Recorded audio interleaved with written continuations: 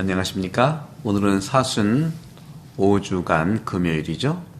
오늘도 요한복음 10장 31절에서 42절의 말씀입니다.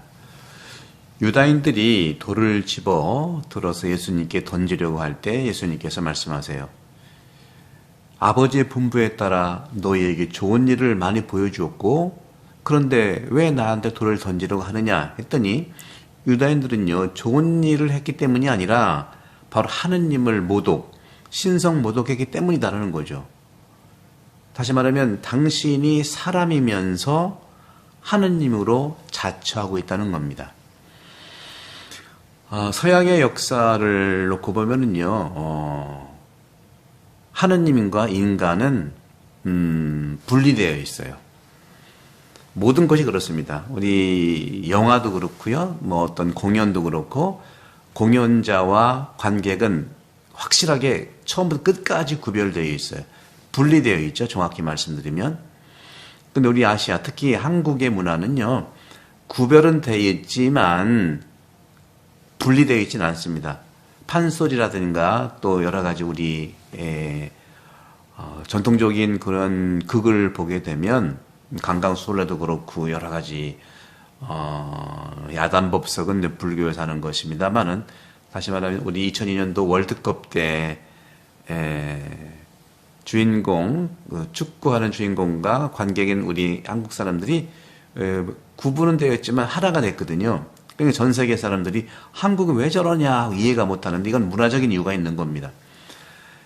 델피 신전에, 그리스 델피 신전에 뭐라고 써있냐면 너 자신을 알라라는 말을 써있어요. 소크라테스만이 얘기한 게 아니에요.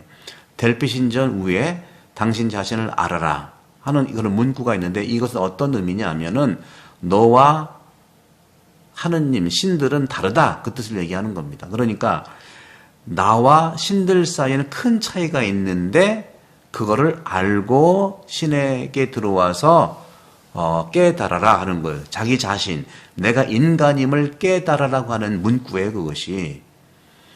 플라톤도 역시 마찬가지. 플라톤도 너 자신을 알라 하는 이 말에서 해석을 인간, 너의 위대함을 알아라. 어떻게 보면 좀 진일보하는 그런 말씀 같지만 다른 신적인 세계가 아니라 지금 여기에서 너희는 불멸의 영혼을 가지고 있다.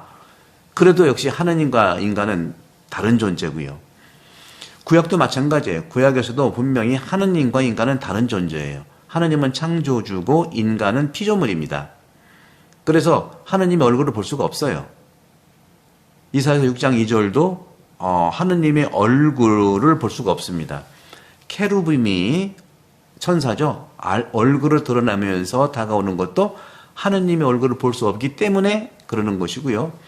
그리고 마리아에게 잉태고지 성모 영부할 때도 대천사 가브리엘이 천사한테 나타난 거예요. 하느님은 볼 수가 없어요. 인간이 신이 될 수 없다는 뜻입니다. 그런데 오늘 복음에서 예수님께서는 너희 율법에 내가 이르건대 너는 신이다 하는 말을 하는데 이것은 유일하게 시편 82편 6절에 나오는 것이고요. 또 신명기 1장 17절에 보게 되면 판관들의 얘기가 나오는데 판관들을 신이라고 호칭하는 그런 부분들이 있는데 왜냐하면 판관들은 판결을 내리고 판단을 하는 사람들이잖아요. 판결을 인간이 하는 게 아니고 하느님이 하는 것이기 때문에 모든 심판과 판결은 하느님이 하시기 때문에 판관들을 신이라는 호칭으로 부르는 것이죠. 그러니까 근본적으로 유대인들이 오늘 예수님에 대해서 당연히 신성 모독이라고 하는 것은 서양의 출발부터 지금까지 하느님과 인간은 완전히 구별되어 있는 겁니다. 그런데 예수님께서 하는 말씀을 우리가 들어볼 수 있지 않겠습니까? 38절에 나를 믿지 않더라도 그 일들은 믿어라. 그러면 아버지께서 내 안에 계시고 내가 아버지 안에 있다는 것을 너희가 깨달아 알게 될 것이다. 여러분들, 우리 그리스도교 신앙은요, 복음은요, 서양의 역사와 달라요. 서양은 지금도 예수 그리스도의 차원에서 역사적 예수보다는 신앙의 그리스도, 신성 그리스도 이 부분들의 강조점이 있는 거예요. 역사의 예수를 살아간다면 이 세상이 이 지경이 되지는 않습니다. 유럽의 문화권 안에서 예수를 진정으로 역사적 삶을 산다면 이 세상이 이렇게 되지는 않아요. 어려운 이웃들은 잠깐 도와줄 수 있지만 유럽의 역사가 전 세계를 제국화하고 자기들이 남미, 호주, 북미, 또 아시아 얼마나 많은 유럽의 국가들이 영국은 할 것 없이 프랑스, 스페인, 독일하고 이태리는 조금 좀 그런 부분들이 자제되었지요. 당연히 그리스도교의 이 국가적 어떤 그 종속성은 우리에게도 수치이기 때문에 많은 교황님들이 희년을 맞이해서 그렇고 많이 용서를 구했죠. 이 시스템에서 그런 겁니다. 사실 예수의 시모님들도 선교하러 갔지만 제국주의적인 그런 부분들에 많이 희생을 당한 겁니다. 유럽의 그런 구조들이 그래요. 왜? 하느님과 백성은 절대로 구별되고 인간이 하느님이 아니기 때문입니다.